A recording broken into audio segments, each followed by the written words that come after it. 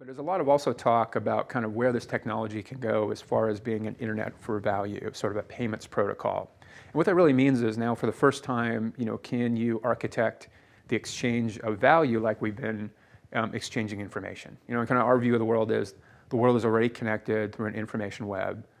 That's great. The last 20 years, that's what the world has figured out how to do. But when it comes to value exchange, that's really still pre-internet until now, until this double spend problem that Bitcoin was the first to solve was kind of figured out. You really could not have the exchange of value work like the exchange of information. And that's a huge cost to the world.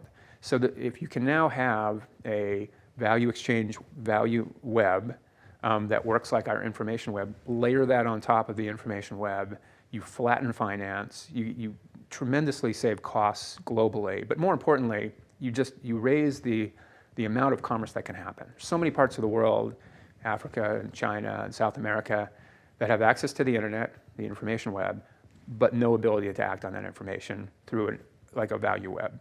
And that's what we set out to do. So that's different than what Bitcoin set out to do. We set out explicitly to build an internet for value.